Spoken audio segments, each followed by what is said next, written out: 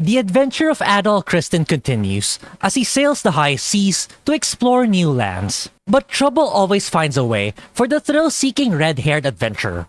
On a cruise sailing towards Salceda, Adol's ship gets raided by the pirate group, the Normans. In that encounter, he crosses paths with the Norman princess Karja Balta. With their fates intertwined figuratively and literally, the duo must put aside their differences and work in unison. With the emergence of monstrous and immortal creatures known as the Grieger, Adol and Karja, with the aid of their comrades, embark on a journey to unravel the mysteries behind the origins of the Grieger, the Normans, and the dark forces that threaten Obelia Gulf. Welcome to Ys X Nordics.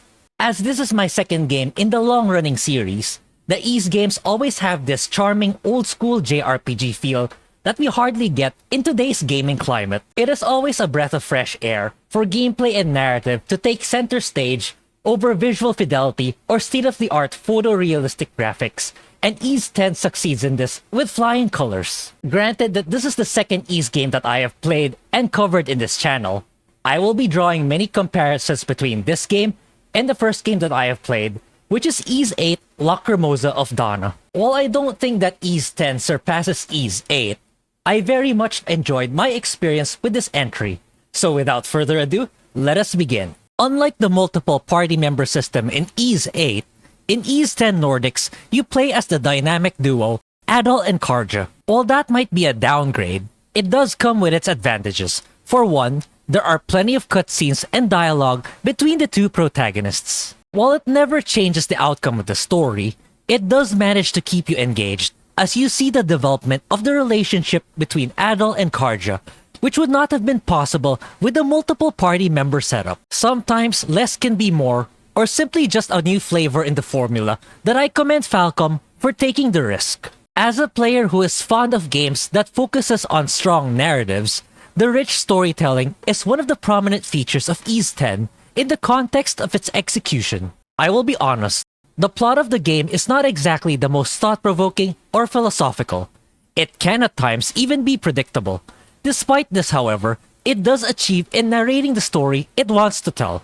Whether it is through the extensive conversations between Adol and Karja as their bond grows in the story, or through their dialogue with the many friends and enemies they encounter in their journey, Ys X is abundant and consistent with its narration all throughout the game. Yes, it is a tale as old as time, but these are the tales that never hurt to be repeated, such as love, friendship, family, war, strife, loss, forgiveness, acceptance, valor, and the will to keep moving forward. The plot of Ys X is better experienced, as revealing more details will diminish one of its great aspects. So I will leave it at that. I mentioned earlier that the Ys games captured the old-school action JRPG experience, and the audio is no exception. On top of the rich dialogue you will encounter in the game, the immersion is further elevated with the stellar voice acting. All characters sound as you think they would, and it is very clear to me that the voice actors did their parts well.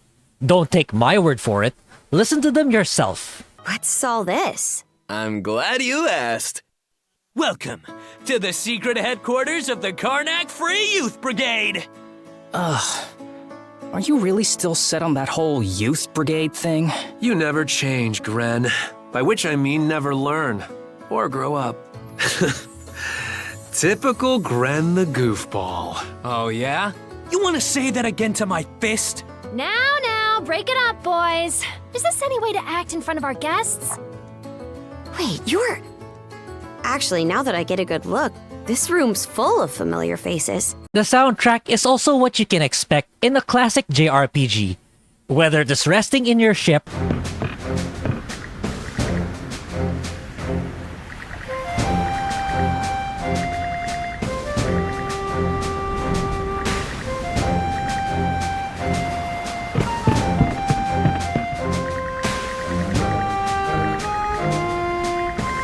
or out in the islands and sailing,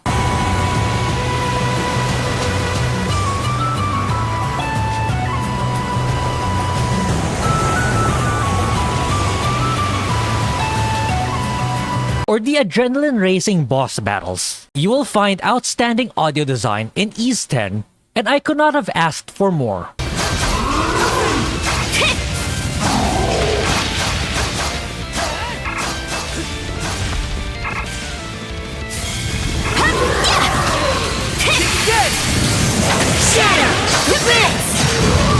With a solid story and excellent audio, Ys X continues to deliver what it does best. With that said, while I don't think anyone interested in this game is looking for visual fidelity to reach the stratosphere, the graphics do maintain a nostalgic feel. Unlike in Ys VIII, where the setting of the game takes place in one large map, Ys X Nordics' approach is the exact opposite. Given the setting of navigating the seas rather than a singular location, the game entails you to travel by ship to search, discover, and explore the numerous islands scattered throughout Obelia Gulf. Simply put, the various locations in the game manifest in the form of small islands that will take you between 20 minutes to a couple of hours to fully explore, depending on the size of the island you are exploring. From various vegetation of flora and fauna, swamps, caverns, old ruins, lost cities, small villages, and many more, you will find no shortage of diversity in locations similar to Ys VIII. The detailed, bright, and vivid character models and designs that I have come to expect from the Ys games remain intact. Again, I want to emphasize that it is the art style that draws me to the visuals of these games, and not how photorealistic every pixel is. As for the performance of the game, my entire playthrough of Ys X was buttery smooth with stable frame rates and fast load times. Granted, the graphics of the game are not taxing to modern-day hardware, it does perform as intended. The various flashy particle effects and special abilities add visual flair and color to the overall game that never hampered its performance. In summary, the graphics and art style of Ys X are bright and colorful while maintaining outstanding performance. Suffice to say, Ys X excels in an engaging story, solid audio design, and beautiful art style and visuals. So what about the most important part, the gameplay? While the fast-paced action remains, just as in every other entry, there are some key differences and additions. If you're a veteran of the Ys games, rest assured that Ys X maintains a very high-speed action gameplay. In fact, I find it significantly faster compared to Ys VIII. With only a two-party member system, the gameplay mechanics does have its positives and negatives, with the most obvious downside being Adel and Karja as the only playable characters. While this can be a step backwards, especially compared to Ys VIII, Nordics does offer more extensive customization and development of your characters. On top of the usual ways to upgrade Adel and Karja, such as leveling up, equipping weapons, armor, and accessories, Ys X introduces a progression system called the Release Line. To explain this as easily as possible, it is a skill tree that you will gradually unlock as you progress in the game.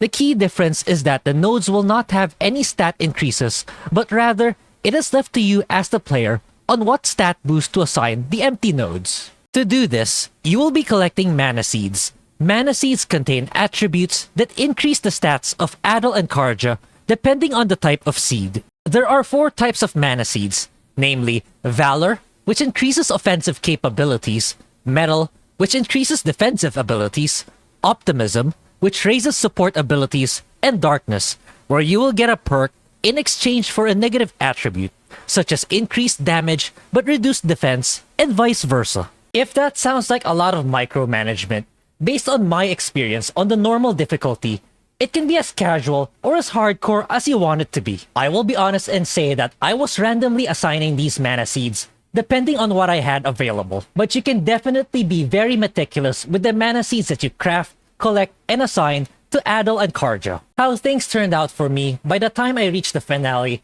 is that Adel was my damage dealer and Karja excelled in breaking shields. Was that the optimal or intended build for the game?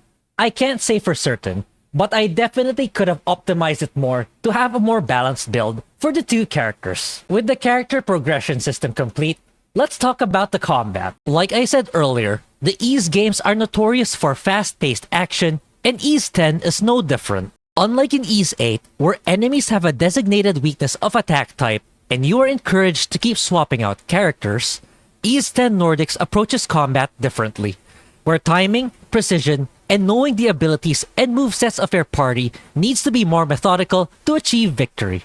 I touched on this already when I talked about my build in the game, so let me circle back to that as an example. Suppose you are facing an opponent with a shield gauge. The way it works in Ys X is pretty much standard, where you will have to break the shield first before you can deal damage. So let's say your build with Karja excels in breaking shields.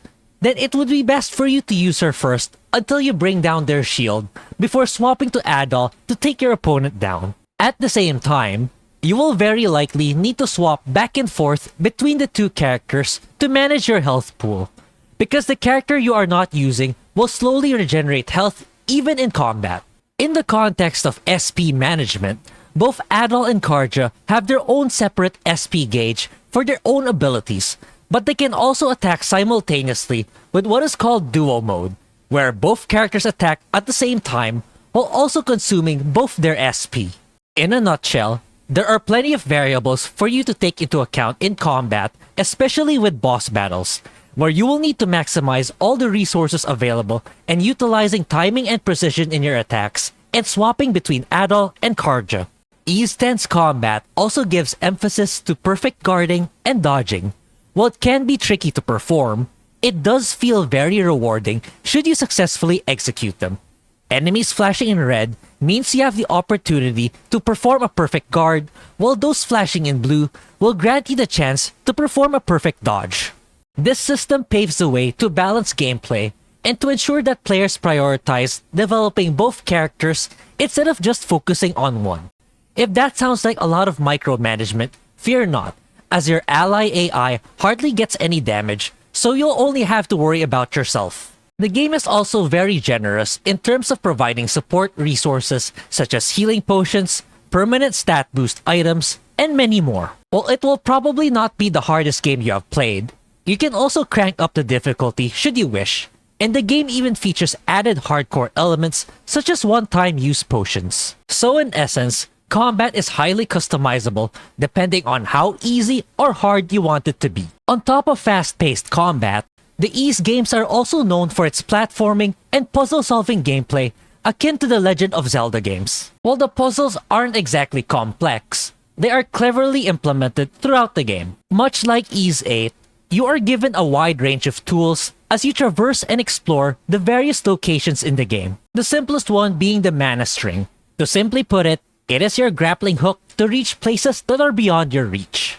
The second major tool is the mana sense, and again, to simplify what it is a scanner or radar in the game that you use to find objects or platforms not immediately visible. In cases of searching for hidden locations and valuable treasure, the game is kind enough to give you hints on when and where you need to use it, encouraging you to explore as much of the map as you can. The third major tool is the Gullen board, which serves as your levitating skateboard for you to bypass areas that are not conducive to travel on foot, such as deep waters or pits. The board is also used to glide along wind paths and wind pools for fast-paced travel across the area. Last but not least, the final major tool at your disposal as you traverse the world is the mana burst.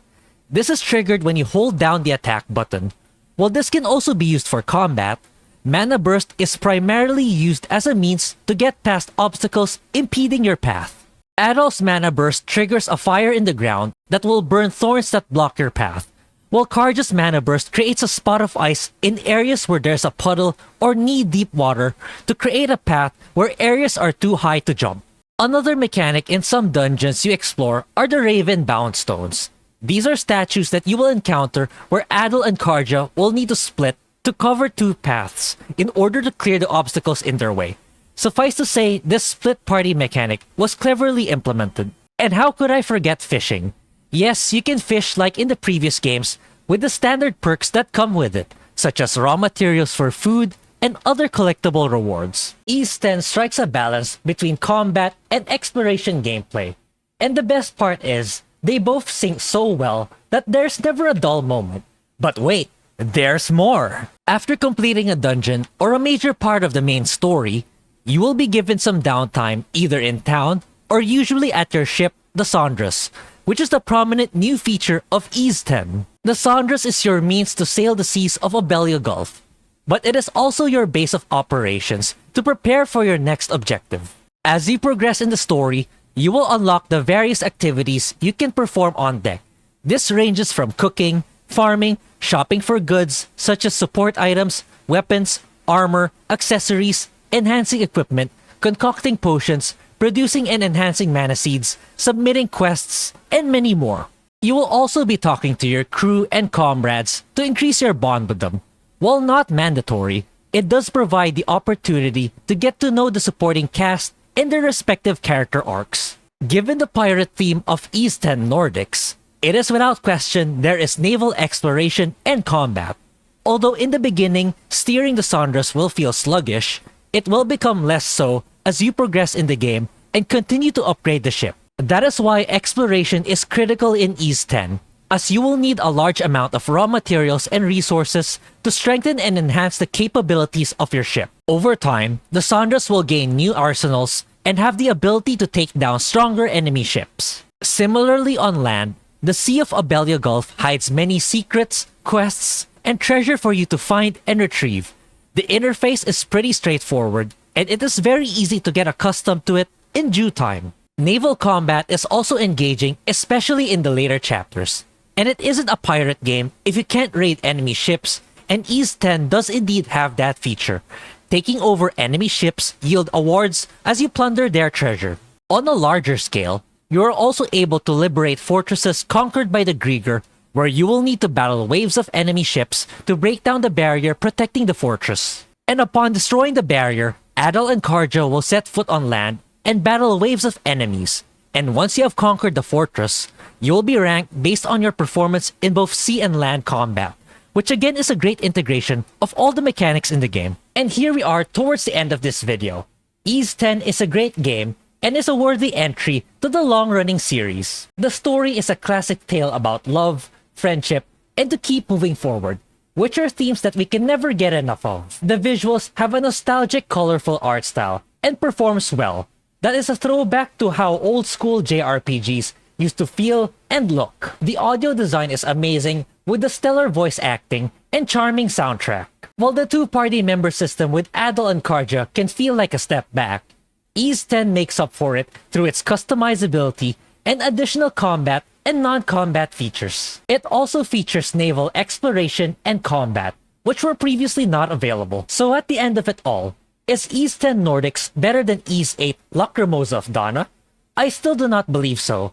But that did not hinder me from having a great time in this entry. I am glad to have once again stepped into the shoes of Adal and be part of his adventures. And I am looking forward to what Falcom has next in store for the franchise. And that concludes this video. Thank you for sticking around. And if you like this video, do consider subscribing for more JRPG content. And if you have not watched my video for Ys VIII, I highly encourage you to do so, and I will leave a link down below. Alright, that's it for today. Thank you again for watching, happy JRPG gaming, and I will see you next time. So, whenever it comes to mind, even if it's only once in a while, come pay me a visit, okay?